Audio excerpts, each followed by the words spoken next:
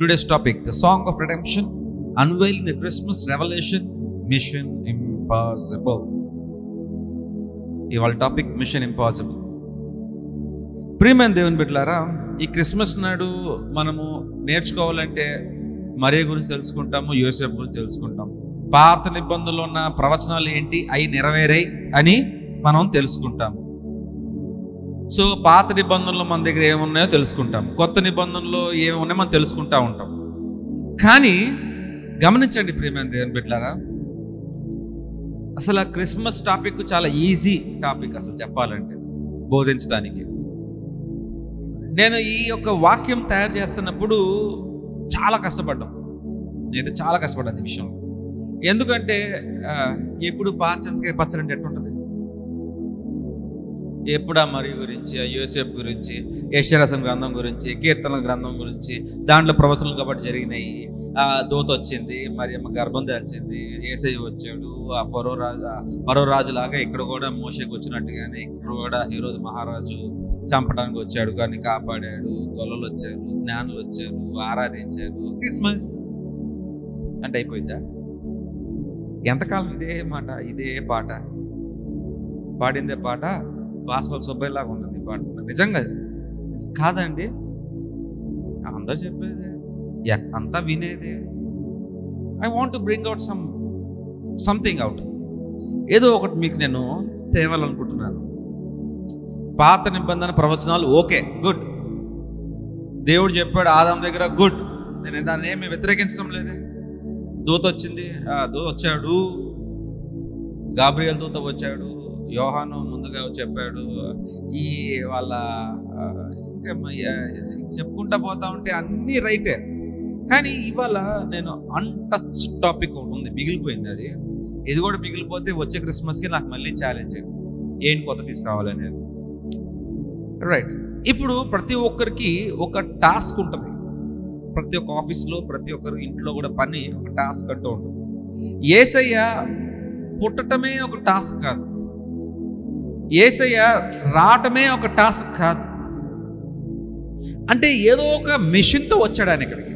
ఆ మిషన్ ఏంటి మనం తెలుసుకుందాం. దేవుడు ఎందుకు వచ్చాడు లోకానికంటే పాపుల్ని వారి కొరకు వచ్చాడు, పాపులు రక్షించడానికి వచ్చాడు, తప్పిపోయిన దాన్ని వెదకి రక్షించడానికి వస్తూ వచ్చాడు. ఇదే మనం చెప్పుకుంటా ఉంటాం. కానీ ఒకవేళ తప్పిపోయిన దాన్ని వెదకి రక్షించకుండా ఉండడానికి ఆయన వచ్చినా రాకపోయినా ప్రయోజనం ఏంటి? తప్పిపోయిందని వెదకి రక్షించడానికి వచ్చాడు, పాపుల్ని మనం పరిశుద్ధం చేయడానికి వచ్చాడు. వాళ్ళు రాకపోతే వచ్చే నష్టం ఏంటి? సో మనకైతే నష్టం ఉండదే, మరి మనకన్నా ముందు చనిపోయిన వాళ్ళ సంగతి ఏంటి? తర్వాత సంగతి ఏంటి? రానున్న తరాల్లో ఉన్నవారి సంగతి ఏంటి? కంగారు. ఇక్కడ భూలోకంలో కంగారు ఉందో లేదో తెలియదు, కానీ పరలోకంలో మాత్రం కంగారు ఉంది. అదేంటండి? అసలు రక్షణ ఎవరికి కావాలి? పరలోకంలో ఉన్నవారికా, భూలోకంలో ఉన్నవారికా? కానీ పరలోకం కంగారు పడుతుంది, పరలోకం మాత్రం గజిబిజి అయిపోతున్నారు. ఎందుకు ఈ పరలోకం గజిబిజి అవుతుంది? ఈ లోకం నిమిత్తం మన భూమి మీద ఉన్న ప్రజల నిమిత్తము పరలోకం ఎందుకు టెన్షన్ తీసుకుంటుంది? యేసయ్య వచ్చాడు, సంతోషం, ఇక్కడ సంబరాలే అక్కడ సంబరాలే, ఓకే. మరి టెన్షన్ దేనికి? నమ్ముతారో లేదో ఒక్కరు ప్రశాంతంగా లేరు పరలోకంలో. ఒకలాంటి అలజడి, అన్నోన్ థింగ్స్ జరుగుతున్నాయి. మనకి ఎంతసేపటికి మనం చదివిందే కనబడుతుంది, కానీ ఈ పాత నిబంధన, మత్తయి రాసిన సువార్త, మార్కు, లూకా, యోహానులో ఇవే కనబడుతున్నాయి. కానీ కనపడింది ఇంకొకటి ఉంది, అది పరలోకము కంగారు పడతా ఉంది. పరలోకం మొత్తము ఆ కంగారు పడే వాళ్ళల్లో దూతలు ఉన్నారు, ప్రధాన దూతలు, మహాదూతలు, అట్లా 20 పెద్దలు, 4 జీవులు, వీరందరూ కంగారు పడుతున్నారు. అసలు ఏంటి నెక్స్ట్ ఏం జరగబోతుంది, ఎట్లాగా, ఏంటి, ఎందుకు ఇంత కంగారు? పరలోకానికి ఎందుకు ఇంత కంగారు? అవసరమా ఇంత కంగారు? నీ రక్షణార్థము, నా రక్షణార్థము, లేకపోతే మీ రక్షణార్థము పరలోకం ఎందుకు కంగారు పడాలి? లేకపోతే మీరు బాగుపడటానికి కోసం, మీరు పరలోకం పోవడం కోసం పరలోకం ఎందుకు కంగారు పడాలి? క్రిస్మస్ దినం నాడు కనుక ఆయన వచ్చి ఉండకపోతే పరలోకంలో కంగారు ఇంకా కొనసాగుతూనే ఉంటుందంట. ఒకసారి చూసుకుందాము మనము ఈ వాక్యం ఏంటో ఒకసారి. ఈరోజు ప్రకటనలో క్రిస్మస్ గురించి అని ఉందా? చూద్దాం, కనబడుతుంది. ప్రకటన 4:5 చదువుకుందాం ఒకసారి. ఈ సంగతులు జరిగిన తర్వాత నేను చూడగా, అదిగో పరలోకమందు ఒక తలుపు తెరవబడి ఉండెను. అందరూ విజువలైజ్ చేసుకోండి, చూస్తూ ఉంటే మనకి పిక్చరైజ్ చేసుకోవాలి. ఒక తలుపు తెరవబడిందంట. మరియు నేను మొదట వినిన స్వరము బోరధ్వని వలె నాతో మాట్లాడగా వింటిని. ఆ మాట్లాడిన వాడు, ఇక్కడికి ఎక్కి రమ్ము, ఇక మీదట జరగవలసిన వాటిని నీకు కనపరచదన. నేను ఎవరో తలుపు తెరవంగానే, అయ్యా ఎక్క ముందుకు రాయా, సరే పైకి రా, ఇక్కడ నుంచి నీకు చూపించాలనుకుంటున్నా, చెప్పాలనుకుంటున్నాను, ఏం చూడాలనుకుంటున్నాను అనుకుంటున్నాడు. రెండోది, ఈ సంగతులు వెంటనే నేను ఆత్మవశుడైతిని. అదిగో పరలోకమందు ఒక సింహాసనము వేయబడి ఉండెను. ఆ సింహాసనమందు ఒకడు ఆసీనుడై ఉండెను. బాగా గమనించండి, పరలోకంలో ఒక సింహాసనము, ఆ సింహాసనం మీద ఒకరు ఆసీనుడై ఉన్నాడు. ఆ ఒకరు ఎవరు? యేసయ్య, లేకపోతే తండ్రా, పరిశుద్ధాత్మ అనేది స్పెసిఫిక్గా ఇంకా లేదు. ఒకడైతే ఆసీనుడై ఉన్నాడు. ఒకే సింహాసనం, ఓకే, ట్రైథ్రోన్ కాదు, అది ముగ్గురు కూర్చునే సింహాసనం కాదు, ఒకటే సింహాసనం. తర్వాత ఆసీనుడైన వాడు దృష్టికి సూర్యకాంతి పద్మరాగములను పోలినవాడు, మరకతము వలె ప్రకాశించు ఇంద్రధనుసు సింహాసనము ఆవరించి ఉండెను. అక్కడ ఎవరైతే కూర్చున్నారో ఆయన చూడటానికి ఎలా ఉన్నాడు అంటే, సూర్యకాంతి పద్మరాగములను పోలినవాడు. ఒకలాంటి షైనింగ్, మంచి గ్లో వచ్చేస్తుంది, ఒక రెయిన్బో లాగా కూడా కనబడతా ఉంది. ఆ సింహాసనం మీద ఎవరైతే కూర్చున్నారో వారి నుంచి గొప్ప వెలుగు వచ్చేస్తుంది. ఓకే, సింహాసనము చుట్టూ 24 సింహాసనములుండెను. ఈ సింహాసనములందు 24 పెద్దలు తెల్లని వస్త్రములతో ధరించుకొని తమ తలల మీద సువర్ణ కిరీటములు పెట్టుకొని వారై కూర్చుండిది. అంటే ఇప్పుడు విజువలైజ్ చేసుకుందాం, మధ్యలో ఒక సింహాసనం, దాని మీద ఒక ఆయన కూర్చుని ఉన్నాడు. ఆయనకి బాగా వెలుగు వచ్చేస్తుంది, ఒక ఇంద్రధనుసు కూడా ఉంది. ఆయన చుట్టూరు అంటే ఇట్లాగా చుట్టూరు ఎన్ని కుర్చీలు ఉన్నాయి? 24 సింహాసనాలు, కుర్చీలు ఉన్నాయి. ఆ 24 సింహాసనాల మీద 24 పెద్దలు కూర్చొని వాళ్ళు బంగారు కిరీటాలు పెట్టుకున్నారంట. అంటే దేవుడు మధ్యలో, వెలుగంతా మధ్యలో, చుట్టూ 24 మంది పెద్దలు, 24 మంది కిరీటాలు పెట్టుకొని కూర్చున్నారు, బంగారపు కిరీటాలు. ఆ సింహాసనంలో నుండి మెరుపులను, ధ్వనులను, ఉరుములను బయలుదేర్చున్నవి. మరియు ఆ సింహాసనం ఎదుట 7 దీపము ప్రజ్వలించుచున్నవి. అవి దేవుని 7 ఆత్మలు. అంటే ఒకవేళ ఇది అనుకుందాం సింహాసనం, దాని చుట్టూరు 24 మంది కుర్చీలు, 24 మంది పెద్దలు, దాంట్లో ఇది మంచి వెలుగు వచ్చేస్తుంది ఇక్కడ నుంచి. అంతేకాకుండా నా ముందు ఏముందంటే, నా ముందంటే వాక్యం చెప్తున్నాను కాబట్టి దేవుని ముందు అని అర్థం చేసుకోండి, మనకంత సీన్ లేదు. నా ముందు ఒక 7 దీపస్తంభాలు, మెనోరా, 7 దీపస్తంభాలు. అవి ఏంటంటే దేవుని 7 ఆత్మలు ముందున్నాయి. అంటే నా ముందున్న ఆ పెద్ద 7 పెద్దల్లో ఒక అతను ఉంటాడు ఇట్లా, నా ఎదురున్న వాడికి నాకు మధ్యలో ఒక దీపస్తంభం ఉందని లెక్క. Okay, next. మరియు ఆ సింహాసనం ఎదుట స్ఫటికమును పోలిన గాజు వంటి సముద్రము ఉండుటను, ఆ సింహాసనమునకు మధ్యను సింహాసనము చుట్టూను ముందు వెనుక కనులతో నిండిన 4 జీవులు ఉండెను. సో ఈ సింహాసనం చుట్టూ 4 జీవులు, ఇక్కడ స్ఫటికం వంటి సముద్రం లాగా ఒకటి కనపడుతుందంట ముందు. అంటే దీపస్తంభంకి మాకు మధ్యలోనేమో ఒక సముద్రము, అక్కడి నుంచి నాకు చుట్టూరు 4 జీవులు ఉన్నాయని కనబడుతుంది. నాకు కాదు, దేవునికి. మొదటి జీవి సింహాసము వంటిది, రెండవ జీవి సింహము వంటిది, రెండవ జీవి దూడ వంటిది, మూడవ జీవి మనుషుని ముఖం వంటి ముఖము గలది, 4వ జీవి ఎగురుచున్న పక్షిరాజు వంటిది. ఈ 4 జీవులు చుట్టూ ఉన్నాయి. అంటే సింహాసనము, 7 దీపస్తంభాలు, స్ఫటికం లాంటి సముద్రము, 24 పెద్దలు, వాటి 24 కిరీటాలు, 4 జీవులు. ఆ 4 జీవులలో ప్రతి జీవికి 6 రెక్కలు ఉన్నాయంట. మళ్ళీ అవి చుట్టూ రెక్కలు లోపటికి కనులతో నిండి ఉన్నవి. అవి భూత వర్తమాన భవిష్యత్ కాలములో ఉండు సర్వాధికారి కార్యు దేవుడునగు ప్రభు పరిశుద్ధుడు పరిశుద్ధుడు పరిశుద్ధుడు అని మానక రాత్రింబగలు చెప్పుచుండెనంట. ఈ జీవులు అంటున్నాయంటే 4 జీవులు కూడా ఏంటి, భూత వర్తమాన భవిష్యత్ కాలంలో ఉండు సర్వాధికారి అయిన దేవుడు పరిశుద్ధుడు పరిశుద్ధుడు అంటూనే ఉంటాయి. ఎప్పుడు అంటాయండి అని బాగా గమనించండి, ఇక్కడ బాగా గమనించండి. రాత్రింబగళ్ళు చెప్పుచుండెను. రాత్రి పగలు కంటిన్యూస్ ప్రాసెస్ ఇది. ఓకే, కంటిన్యూస్, ఇది బాగా గమనించాలి. 9కి వెళ్దాం. ఆ సింహాసనమందు ఆసుడై ఉండి యుగ యుగములు జీవించును వానికి మహిమ ఘనతయు కృతదాస్తుతులు కలుగును గాక. ఆ జీవులు కీర్తిచుండగా ఇట్లా కీర్తిస్తా ఉన్నాయి మధ్యలో ఉన్న వాడిని, ఆ దేవుణ్ణి. ఆ 24 పెద్దలు సింహాసనమునందు ఆసురుడై ఉండు వాని ఎదుట సాగిలపడి యుగ యుగములు జీవించున్న వానికి నమస్కారము ఇప్పుడు 24 కుర్చీలు ఉన్నాయి, 24 పెద్దలు ఉన్నారు. బాగా విజువలైజ్ చేసుకోండి, చాలా బాగుంటుంది అది. అప్పటికి క్రిస్మస్ నిజమైన అర్థం కలుగుతుంది, లేదా అసలు అర్థమే అవుతుంది, నిజమైన అర్థం. సో ఈ 24 మంది పెద్దలు, వాటి కుర్చీలు, వాటి మీద పెద్దలు, దాని మీద కిరీటాలు ఉన్నాయి. అంతేకాకుండా ఇక్కడ వాళ్ళ దేవుని ఆరాధిస్తూ ఉండగా ఆ 24 పెద్దల సింహాసనమునందు ఆసుడై ఉండు వాణ్ణి ఎదుట సాగిలపడి, ఆ జీవులు రాత్రింబగలు దేవుణ్ణి స్తుతిస్తున్నాయి, డే అండ్ నైట్. ఎప్పుడు మరి సింహాసనం మీద కూర్చునేది ఎవరు? ఆ 24 మంది పెద్దలు కూర్చోవాలా, కూర్చోకూడదా? లాజిక్ అర్థం చేసుకోండి. ఆ జీవులు 4 జీవులు ఎప్పుడు దేవుని ఆరాధిస్తూనే ఉంటాయి, రాత్రింబగలు ఆరాధిస్తూనే ఉన్నాయి. ఈ ఆరాధించినప్పుడల్లా 24 పెద్దలు సాగిలు పడుతున్నారు.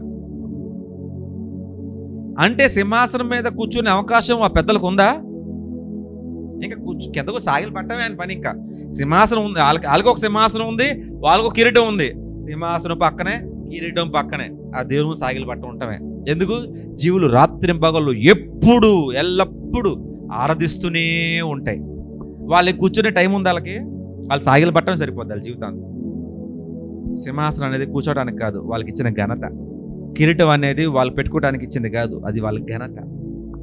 రైట్? ప్రభువా మా దేవా నీవు సమస్తము సృష్టించితివి. ఎవరితో మాట్లాడుతున్నారు? మధ్యలో కూర్చున్న వాయంతో మాట్లాడుతున్నారు. ప్రభువా మా దేవా నీవు సమస్తము సృష్టించితివి, నీ చిత్తమును బట్టి అవి ఉండెను, దానిని బట్టియే సర్వ సృష్టి దానిని బట్టియే సృష్టింపబడెను గనుక నీవే మహిమ ఘనత ప్రభావములు పొందును నరుడువే. ఈ 2 అధ్యాయాలు చాలా ఇంపార్టెంట్. ఇప్పుడు అసలు ఇంకా డెప్త్లోకి వెళ్ళిపోతాం మనం. మరియు లోపటను వెలుపటను వ్రాత కలిగి 7 ముద్రలు గట్టిగా వేసి ఉన్న ఒక గ్రంథము సింహాసనమునందు ఆసనుడై ఉన్న వాణ్ణి కుడిచే సూచిస్తుంది. ఒక గ్రంథం ఉందంట, ఒక బుక్ లాంటిది.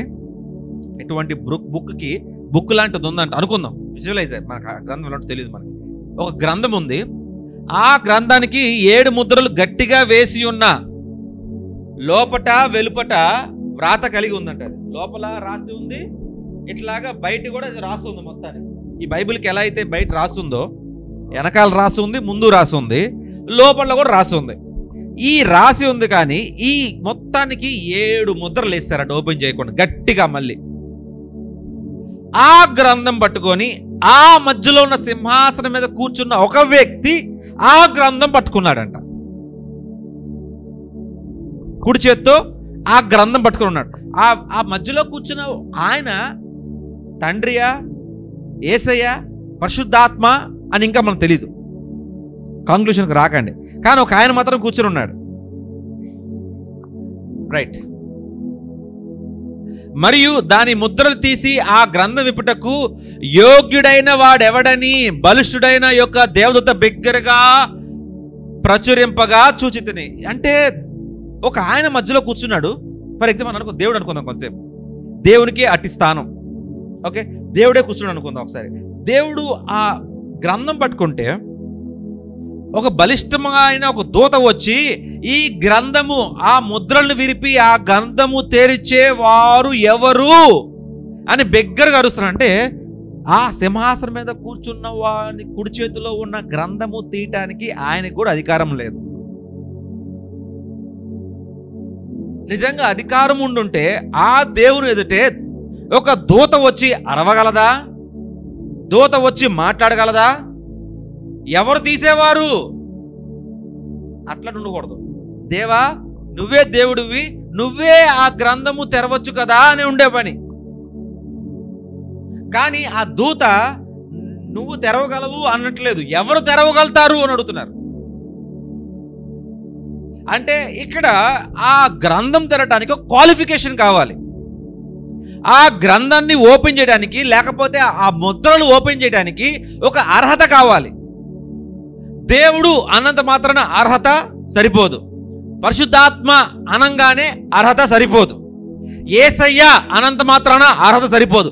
దేవుడిని నేనే సర్వసృష్టి సృజించాను, నేనే దేవుడిని, నేనే ఆ గ్రంథము. మనకందరూ తెలుసు అది ఏం గ్రంథం? జీవ గ్రంథం. దాంట్లో మన పేర్లు ఉంటాయి, ఎవరు ఏంటి, ఎట్లా ముందుకు వెళ్తాం, పరలోకం ఎవరు, నరకానికి ఎవరు, కానీ పేర్లన్నీ దాంట్లో ఉంటాయి ముందుగానే. అది ఓపెన్ చేయాలి. అది ఓపెన్ చేయడానికి దేవుని వాళ్ళు కూడా కావట్లా. సీరియస్లీ దేవుని వాళ్ళు కూడా కావట్లా, చాలా కష్టమైపోతుంది. దేవుడు ఒక బిగ్గరగా దూత, గట్టి బలిష్ట దూత బిగ్గరగా అరుస్తుంది. ఎవరు తెరవగలరు? ఎవరు బ్రేక్ చేయగలరు? మరియు దాని ముద్రలు తీసి ఆ గ్రంథం ఇప్పుటకు యోగ్యుడైన వాడెవడని బలిష్ఠుడైన ఒక దేవదూత బిగ్గరగా ప్రచురింపగా చూచాడంట. నెక్స్ట్, అయితే పరలోకమందే గాని భూమి మీదే గాని భూమి క్రిందే గాని ఆ గ్రంథం ఇప్పుటకైనను చూచుటకైనను ఎవరికి శక్తి లేకపోయెను. అంటే ఆ పరలోకంలో ఉన్న దేవుళ్ళకే కానీ, దేవుడు అనే వ్యక్తికే కానీ, జీవులకే కానీ, ఆ పెద్దలకే కానీ, దూతలు, మహాదూత, ప్రధాన దూతలకే కానీ, లేకపోతే భూమి మీద నివసిస్తున్న మనమే కానీ, లేక భూమి కింద నివసిస్తున్న చేపలే కానీ, లేకపోతే ఆ చేప జాతుల్లో ఏవేవి ఉన్నాయో నాకు తెలీదు, ఏవి కూడా భూమి మీద నివసించిన ఏది కూడా భూమి కింద ఉన్న దాన్నే కానీ భూమి పైన ఉన్న ఆ పరలోకంలో కానీ ఎవరు కూడా ఆ జీవ గ్రంథాన్ని తీయలేరు. మరి పరిశుద్ధాత్మ దేవుడు తీయగలడా? నో. యేసయ్య తీయగలడా? నో. తండ్రి అనే దేవుడు తీయగలడా? తీయలేరు. వాళ్ళు దేవుడు అయినప్పటికీ కూడా, వాళ్ళు ముగ్గురు కలిసి త్రియేక దేవుడు, ముగ్గురు ఒకటైనప్పటికీ కూడా వారు కూడా ఓపెన్ చేయలేరంట దాన్ని. వాళ్ళు ఇప్పుడు ఒక టెస్ట్కి వెళ్ళాలి. వాళ్ళు కూడా దేవుడు అనే వ్యక్తి కూడా, తండ్రి పరిశుద్ధాత్మ దేవుడు కూడా, వారు ఒక అర్హత సంపాదించుకోవాలి. దేవుడి కంటే ఇంకో అర్హత ఏమైనా ఉందా? దేవుడే అల్టిమేట్. కానీ వారు కూడా ఒక అర్హత అంటూ ఒకటి ఉంటుంది. అది సంపాదించుకున్న వారు మాత్రమే తీయగలరు, మరి ఎవరు తీయలేరు. చూద్దాం. ఆ గ్రంథం ఇప్పటికైనా చూచుటకైనా యోగ్యుడు ఎవడో కనబడినందున నేను బహుగా ఏడ్చుచుండగా. ఎవడు లేడండి పైన, త్రియేక దేవుడు లేడు, భూమి మీద ఉన్న జంతువులే కానీ, లేకపోతే జనులే కానీ తీయలేరు, సముద్రాల్లో కానీ నదుల్లో కానీ ఎక్కడున్నా కానీ ఎవరు తీయలేరు. మరి ఏంటి, ఎలా తీయగలరు? మరి సంబడి మస్ట్ ఓపెన్. అది ఓపెన్ చేస్తేనే మనందరికి పరలోకానికి ఎంట్రీ. లేకపోతే ఏడకపోతామండి మనంతా. నరకానికి కొన్ని గ్యారెంటీయా? ఆ జీవ గ్రంథంలో ఆ జీవ కిరీటం ఎవరికి వస్తుంది? జీవ కిరీటం ఎవరికి వస్తుంది? ఎవరు జయిస్తున్నారు? ఎవరు పరలోకంలోనికి రావాలి? ఎవరు నరకానికి పోవాలి? ఏంటి అది గ్రంథము అని ఎన్ని కనబడుతూ ఉంటాయి దాంట్లో. అది గనక లేకపోతే కేయాసేగా. ముక్తేది, విముక్తేది? అంటే దేవుని చూడగలమా? ఆ పరలోకం అడుగు పెట్టగలమా? మరి అందరు గందరగోళమే కదా. పరలోకం ఉంది ఎందుకు ఇంక? మరి పరలోకమే లేదు, దేవుడు కూడా అసలు ఓపెన్ చేయలేడు, వాళ్ళు కూడా తీయలేరంటే ఎవరండి బైబిల్ చదివేది? ఇంకా ఎవడండి క్రైస్తవుడిగా ఉండేది? ఎవడండి ప్రార్థన చేసేది దేవునికి? నీకే అర్థం కాదు బైబిల్ చదువుతున్నావు. ఆయనే బ్రేక్ చేయలేడంట సీలు, ఆయనే ముద్ర పగలగొట్టలేడంట. ఇక నువ్వు నరకానికి పోతావో పరలోకి పోతావో నీకే తెలియదు, ఎందుకు ఈ మతం పక్కెళ్ళిపో అని చెప్తే సమాధానం ఏముంది మన దగ్గర? సమాధానం ఏముంది? ఒక్కటి లేదుగా. అంటే అసలు క్రైస్తవ్యానికి, క్రీస్తుకి పాత నిబంధనలు ఉన్న యెహోవా తండ్రి ఇజ్రాయెల్ ప్రాంతాన్ని ఎలా నడిపించాడో అవన్నీ బూటకపు నాటకాలేగా. అంటే అదో గుడ్డిదనాన్ని వారు నమ్మారు అని బయటికే వస్తాయి. తర్వాత ఒక 100 ఏళ్ళు 150 ఏళ్ళ తర్వాత క్రైస్తవ్యం కాదు కదా, యెహోవా తండ్రి వారు నడిపించిన అంతా కూడా బూటకం తెలిసిపోతుంది. ఈ భూమి మీద క్రీస్తు అనేవారు లేరనే కనబడుతుంది. దేవుడు ఏం చేయలేదనే కనబడుతుంది. సృష్టిని దేవుడు తయారు చేశాడు, అది ఫేక్ అనే కనబడుతుంది. అంత కేయాస్. ఇప్పుడు మరి ఎవరు తయారు చేశారు? ఎడిపోతారు అందరూ, ఇంకా అందరూ ఎడిపోతారు నిజ దేవుడి నుంచి, దారి తప్పిపోతారు. ఆల్రెడీ తప్పే ఉన్నాం, అది కూడా తప్పే అని తెలిస్తే 2 దారులండి హైదరాబాద్కి. ఒకటి రైట్, ఒకటి లెఫ్ట్. లెఫ్ట్ వెళ్తే హైదరాబాద్ వెళ్తాం, రైట్ వెళ్తే న్యూస్ విడిపోతాం. ఏమే న్యూస్ విడి దారి తీసుకొని ఆ న్యూస్ విడి దారి కూడా తప్పామనుకోండి, విడిపోతాం. తప్పే దారిలో పోయి ఇంకా తప్పుతాం, ఇంకా తప్పుతానే ఉంటాం. గందరగోళం, భూలోకమంతా గందరగోళం. అంతగా ఒక నిర్దిష్టమైన ఒక పర్టికులర్ థింగ్ ఏంటో ఏం లేదు. చూద్దాం. 5 ఆ పెద్దలలో ఒకడు ఏడవద్దు. ఏంటి 24 పెద్దల్లో ఒకడు లేసి అంటున్నాడు ఎవరితో? యోహాను భక్తుడితో. ఏడవ మాకులే, లే జాన్ ఏడవద్దు లే. ఇదిగో దావీదుకు చిగురైన యూదా గోత్ర సింహము 7 ముద్రలు తీసి ఆ గ్రంథం విప్పుటకు జయము పొందినని నాతో చెప్పాను. 7 ముద్రలు విరగొట్టడానికి యూదా గోత్రంలో ఒక అతను అర్హుడయ్యాడంట, అతను జయము పొందాడంట. అంటే అతను విక్టరీ పొందుకున్నాడంట. అంటే దేనితోనో యుద్ధం చేశాడు ఆయన, లేకపోతే ఏదో కార్యం చేశాడు అర్హత పొందుకోవడానికి. ఆ 7 ముద్రలు ఏంటంటే, ఆ 7 ముద్రలు విరగొట్టి ఆ జీవగ్రంథం తెరవటానికి ఆ యోధా గోత్రము సింహము 7 ముద్రల్లో తీసి ఆ గ్రంథం విప్పుటకు జయం పొందుకున్నాడు. ఒకవేళ ఆ జయము గనక పొందుకోకపోతే ఆ ముద్ర తీయటానికి యేసయ్యకి కూడా అర్హత లేదు, తండ్రికి అర్హత లేదు, పరిశుద్ధాత్ముడికి అంత అర్హత లేదు. కానీ యోధా గోత్రపు సింహంలో వచ్చిన ఒకే ఒక దావీదు చిగురు ఎవరంటే యేసయ్య. ఆయన జయం పొందుకున్నాడంట. ఎలా జయం పొందుకున్నాడు? పుట్టంగా జయం వచ్చేసిందా, లేదా శిలువ మీద మరణించేసి జయం వచ్చిందా? ఏదో పని చేశాడు ఆయన. యేసయ్య ఏదో కార్యం చేయబట్టే యేసయ్య జయం పొందుకున్నాడు. అదేం కార్యం చూద్దాం ఒకసారి. మరియు సింహాసనముకును 4 జీవులకును పెద్దలకును మధ్య వధింపబడినట్లుండిన గొర్రెపిల్ల నిలిచి ఉండుట నేను చూచితిని.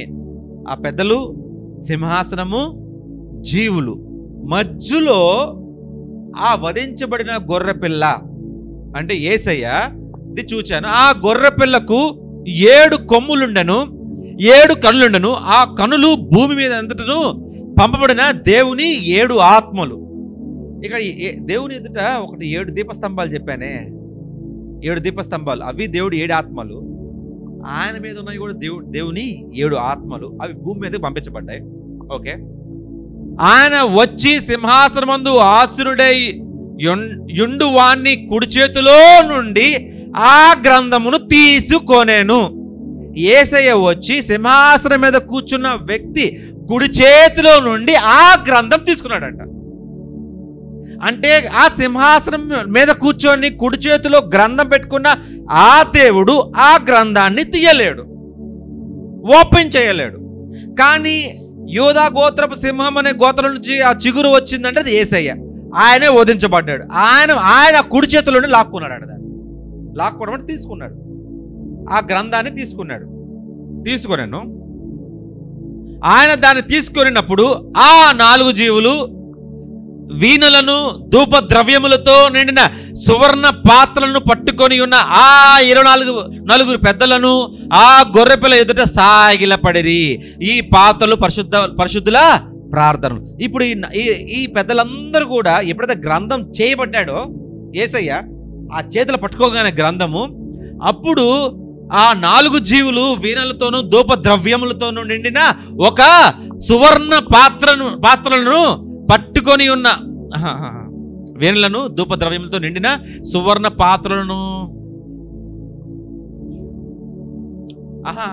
ఆ 4 జీవులు, ఈ 24 పెద్దలు కూడా ఒక సువర్ణ బంగారు పాత్రలు పట్టుకున్నారు. 24 పెద్దలు ఈ పాత్రలు పట్టుకొని ఏంటంటే దాంట్లో వీణలను ధూప ద్రవ్యములతో నిండిన పాత్రలు పట్టుకొని ఆ 24 పెద్దలు ఆ గొర్రెపిల్ల ఎదుట ఆ కాలు ఎదుట యేసయ్య కాలు దగ్గర పెట్టి, వాళ్ళు ఇప్పటిదాకా ఎవరి దగ్గర సాష్టాంగ పడి ఉన్నారు? ఇప్పటిదాకా వాళ్ళు ఆ కుర్చీ మీద కూర్చున్న, ఆ సింహాసనం కూర్చున్న తండ్రి దేవుడు ఒక ఆయన దగ్గర సాష్టాంగ పడి ఉన్న వారు ఇప్పుడు ఆ గ్రంథం తీసుకోగానే పవర్ ఎవరికి వచ్చింది? ఇప్పుడు యేసయ్యలోకి వెళ్ళిపోయింది పవర్ అంతా. ఇప్పుడు ఆయనకి సాష్టాంగ పడతలే, ఇప్పుడు ఆ గ్రంథం పట్టుకునే సాష్టాంగ పడుతున్నారు. ఆ ధూప ద్రవ్యాలన్నీ పెట్టి ఆ వేణులతో ఆరాధిస్తా ఉన్నారు. నెక్స్ట్ అవి పరిశుద్ధ ప్రార్థనలు. ఆ పెద్దలు నీవు ఆ గ్రంథమును కొని దాని ముద్రలు ఇప్పుటకు యోగ్యుడు అని మాట్లాడుతున్నారు. చూడండి, ఇప్పటిదాకా తీసుకున్నారు, సాష్టాంగపడ్డారు. సాష్టాంగపడి దేవుని ఆరాధిస్తూ దాంట్లో 24 పెద్దల్లో ఆ పెద్దలు నీవు ఆ గ్రంథము తీసుకోవడానికి నీవు యోగ్యుడు అంటే యు ఆర్ క్వాలిఫైడ్. ఈ పెద్దలు అంటున్నారు యు ఆర్ క్వాలిఫైడ్. మరి తండ్రి క్వాలిఫైడ్ అని ఎందుకు అనలేదు? ఆ పెద్దలు ఎందుకు అనలేదు? Is not qualified to open the seal of the scroll. ఏసే క్వాలిఫికేషన్ పొందుకున్నాడు. ఏ క్వాలిఫైయింగ్ పాయింట్స్ ఏంటి? నీవు వధింపబడిన వాడవై, ఫస్ట్ పాయింట్, నువ్వు వధింపబడ్డావు. నీ రక్తం ఇచ్చి ప్రతి వంశములోను ఆయా భాషలు మాట్లాడు వారిలోను ప్రతి ప్రజల్లోను ప్రతి జనములోను దేవుని కొరకు మనుషులను కొని ఆ పెద్దలు నీవు ఆ గ్రంథము తీసుకొని ఆ ముద్రను విప్పుటకు యోగ్యుడవు.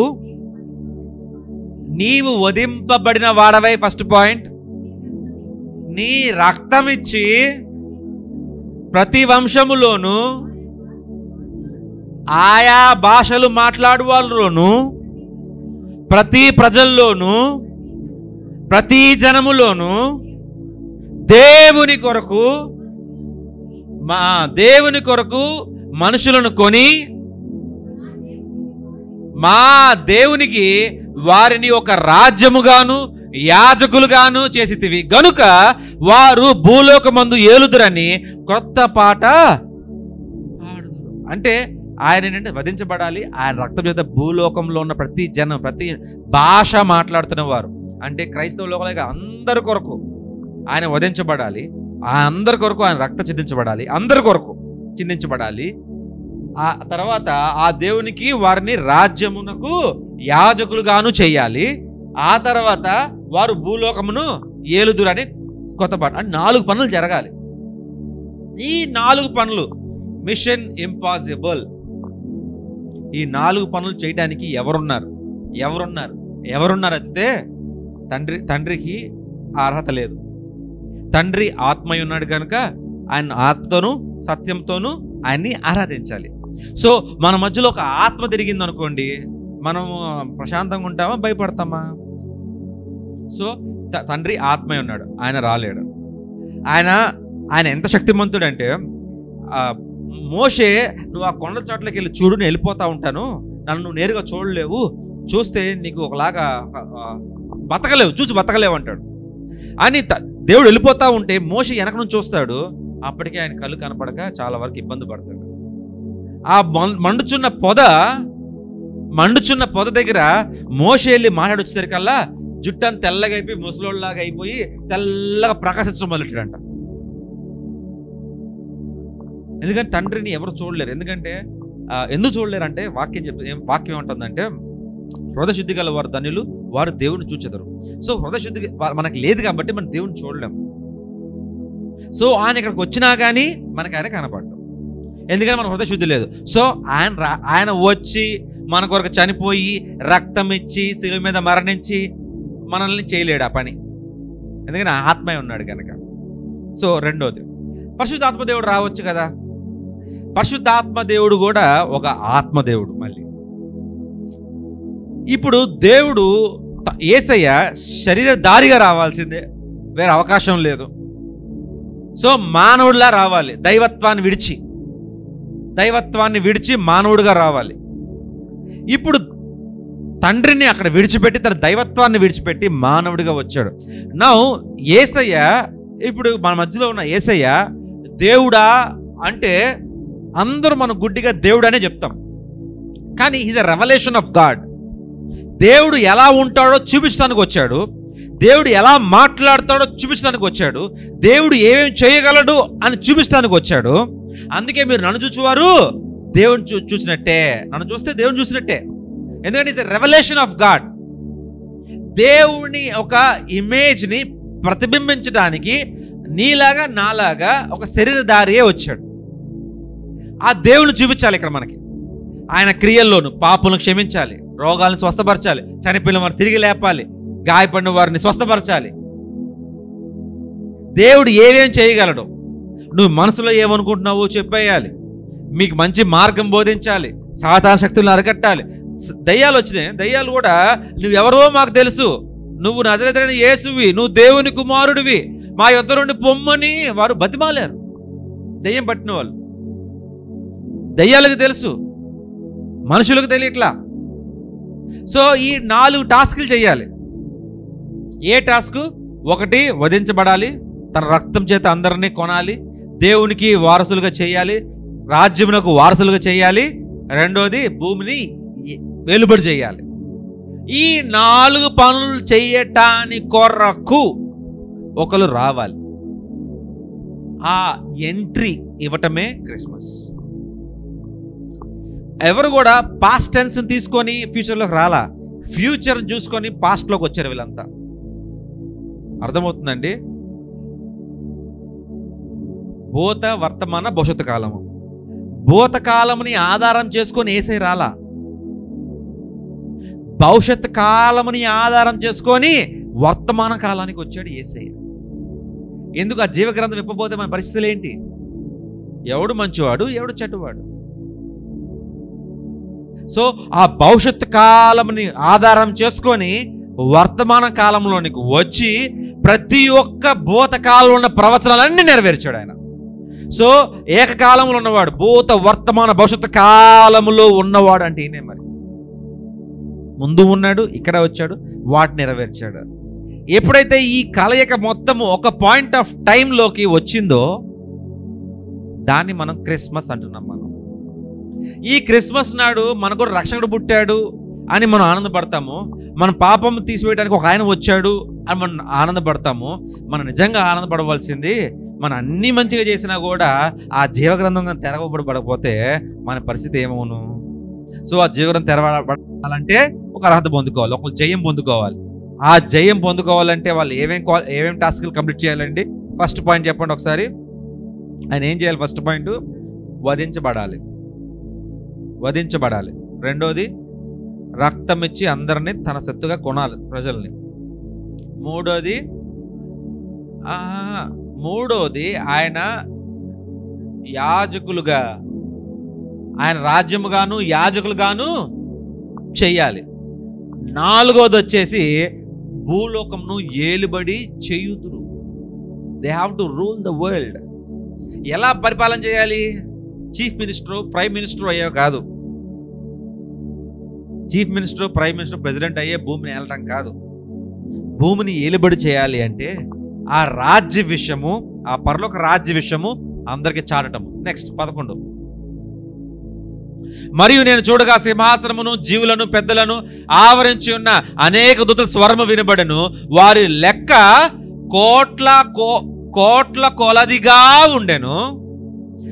వారు వధింపబడిన గొర్రెపిల్ల శక్తియు, ఐశ్వర్యమును, జ్ఞానమును, బలమును, ఘనతయు, మహిమ, స్తోత్రమును పొందిన అర్హుడు అని గొప్ప స్వరముతో చెప్పుచుండిరి. అంతటా పరలోకమందున, భూలోకమందున, భూమి క్రింద సముద్రంలో ఉన్న ప్రతి సృష్టము అనగా వాటిలో ఉన్న సర్వమును సింహాసనాసీనుడై ఉన్న వానికిని గొర్రె పిల్లకును స్తోత్రము చేశాను.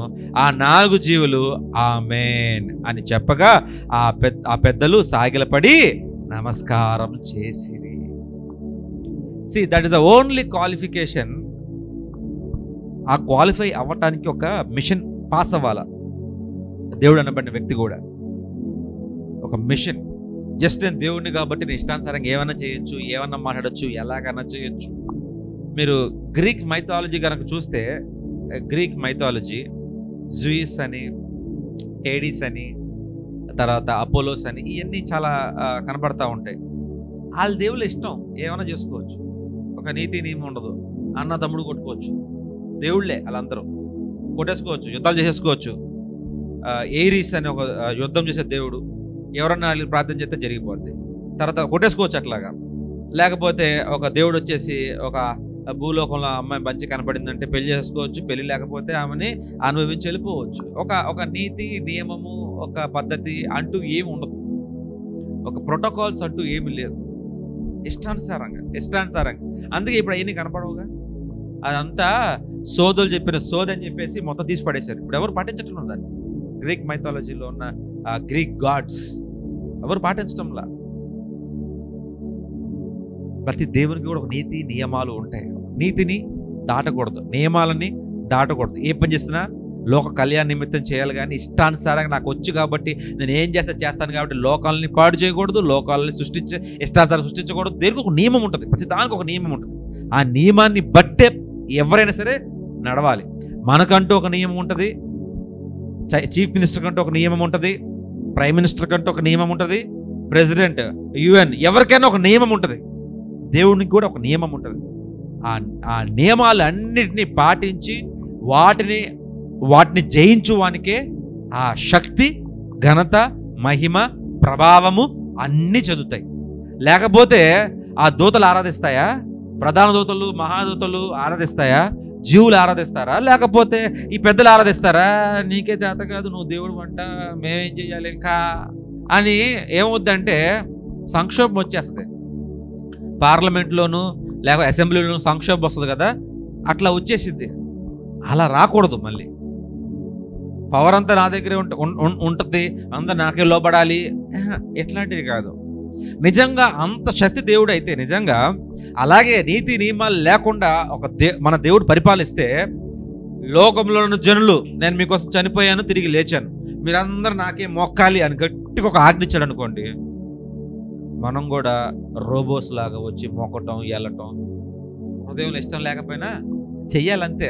లేకపోతే కుక్కగా చేసేస్తాను, పందిగా చేస్తాను, పిల్లిగా చేస్తాను, ఎలగ్గా చేస్తాను, బల్లిగా చేస్తాను, నువ్వు మొక్కకపోతే అని చెప్పి బెదిరించారనుకోండి, నువ్వు తప్పగా నువ్వు మొక్కుకుపో, నీ ఇష్టం. రక్షణ పొందుకోకపో, నీ ఇష్టం. నీ పాపంలో ఉంటావో లేదా పుణ్యానికి వస్తావో, నీ ఇష్టం. మంచి చేస్తావా చెడు చేస్తావా, నీ ఇష్టం. కానీ ప్రతి దానికి ఒక నియమం ఉంటుంది. బైబుల్ అనే నియమం, దాన్ని పాటించు. అది పాటిస్తే నువ్వు క్వాలిఫై అవుతావు, లేకపోతే లేదు. నేను ఎట్లా నియమాలు పాటించాను, మీరు అలా నియమం పాటించాలి. ఇష్టానుసారం ఏం పడితే చేయలేదు, మిమ్మల్ని చేయనివ్వను. అదంతా లోక కళ్యాణం కోసము. ఆ రోజు మరియమ్మ గర్భాన శిశువుగా ఆయన పుట్టాడు. ఈ 4 పనులు చేసి పరలోకం మొత్తం కూడా మళ్ళీ కంట్రోల్లో తెచ్చుకున్నాడు ఆయన. నిజంగా అందరు కలిసి ఎవరు తెరుస్తారు తెరవరా ఏంటి అంటే ఏమవుతుంది? గందరగోళం. పరలోకంలో గందరగోళం. 24 పెద్దలు మళ్ళీ అడుగుతారు, ఏంటి ఎవరు తెరవరా, మరి మన పరిస్థితి ఏంటి? ఆయన సర్వశక్తిమంతుడు కాదా? నిత్యుడగు తండ్రి కాదా? అంటే ఆయన శక్తివంతుడు ఇంకో ఉన్నాడా? అని ఇనిమలో కూడా కాదా? ఎందుకు ఆరాధించాలి మనం అని వాళ్ళు డౌట్ వస్తే, వాళ్ళకి ఆ జీవులకు డౌట్ వస్తే, దూతలకు డౌట్ వస్తే, మహాదూతలకు డౌట్ వస్తే, ప్రధాన దూతలకు డౌట్ వస్తే ఆరాధించారు, దేవుణ్ణి వదిలేస్తారు. కానీ అలా డౌట్ రాకూడదు. మళ్ళీ పవర్ అంతా నేను చూపిస్తాను యేసయ్య మళ్ళీ పవర్ తీసుకొని, మేము ముగ్గురుము ఒకటే, తండ్రి అయినా కుమారుడైనా పరిశుద్ధాత్మ దేవుడు, మేము ముగ్గురు ఒకటే, దిస్ ఇస్ మై పవర్ అని మళ్ళీ పవర్ తీసుకున్నాడు. ఆ పవర్ మళ్ళీ వాళ్ళ దగ్గరికి తండ్రి అయినా కుమారుడు పరిశుద్ధాత్మ దేవుడు త్రియేక దేవుడిని రావాలంటే క్రిస్మస్ అనే రోజు లేకపోతే అంత పవర్ మళ్ళీ పరలోకంలో ఉండేది కాదు, ఖచ్చితంగా ఉండేది కాదు. క్రిస్మస్ నాడు జన్మ ఎంత ముఖ్యమో ఆ తర్వాత ఆయన శిలువ మీద మరణించడము, రక్తదించడం అంతే ముఖ్యము. అది స్టార్ట్, ఇది ఎండ్. ఆ పవర్ చేతిలో ఉండటానికి కోసం. లేకపోతే అసలు మన విశ్వాసానికి, మన నమ్మకానికి, మన బైబిల్కి, మన క్రైస్తవ్యానికి ఏది కూడా ఉపయోగమే లేకుండా ఉండేది. హల్లెలూయా. మరి ప్రార్థన చేసుకుందామా? ఎస్. మోకరించగలిగిన వారు మోకరించండి, నుంచోగలిగిన వారు నుంచోండి, కూర్చోగలిగిన వారు కూర్చోండి. స్తుతి స్తుతి స్తుతి స్తుతి స్తోత్రం తండ్రి. మహోన్నతుడా నీకు వందనాలు, పరిశుద్ధుడా నీకు వందనాలు, స్తోత్రాలు తండ్రి. ప్రభువా మాతో ఉన్నవాడు అను వాడవు నీవు, నీకు స్తోత్రము నాయన. అయ్యా ఈ క్రిస్మస్ దినం నాడు ఎందుకు వచ్చారు, ఏ పనిని పూర్తి చేయడానికి వచ్చారు, అసలు ఆ మిషన్ ఏంటి, ఆ ఇంపాసిబుల్ మిషన్ని పాసిబిలిటీస్లోకి నడిపించిన దేవానికి స్తోత్రం నాయన. కేవలం మా కొరకు అయ్యా వధించబడ్డావు, మా కొరకు రక్తం చిందించావు తండ్రి. మమ్మల్ని యాజకులుగా చేసిన విధానం బట్టి మీకు వందనాలు. అయ్యా సొత్తైన ప్రజగా, దేవునికి ఆరాధించే వారిగా, అయ్యా లోకాన్ని ఏలుబడి చేసే వారిగా మమ్మల్ని మార్చిన విధానం బట్టి మీకు స్తోత్రం నాయన. మీరు ఆ రోజు ఆ ఛాలెంజింగ్ టాస్క్ అయ్యా అది గనక మీరు తీసుకోకుండా పోతే మా పరిస్థితి ఏంటి? ఈరోజు మేము విశ్వాసంలో అయ్యా రూఢిగా చెప్పగలుగుతున్నాం తండ్రి. అయ్యా మేము ఈరోజు విమోచించబడ్డాం, మేము రక్షించబడ్డాం. అయ్యా తండ్రిని ఆరాధించడానికి, తండ్రికి తిరిగి దగ్గర అవ్వటానికి ఇచ్చిన ఈ యొక్క జన్మదినం బట్టి వందనాలు ప్రభువా. ఈ లోకము ప్రతి ఒక్కరూ సంతోషంగా ఇది అనుభవించి అయ్యా ప్రతి ఒక్కరు కూడా దీన్ని నమ్ముటకు మీ కృపను అనుగ్రహించమని కోరుతూ ఈ చిన్ని ప్రార్థన ప్రభువైన యేసుక్రీస్తు వారి నామమున అడుగుతున్నాం తండ్రి. పరలోకమందున్న మా తండ్రి, నీ నామము పరిశుద్ధపరచబడును గాక, నీ రాజ్యం వచ్చును గాక, నీ చిత్తం పరలోకమైనటువంటి భూమి మీద నెరవేరును గాక. మనది ఆహారం మాకు దయచేయము, క్షమించు.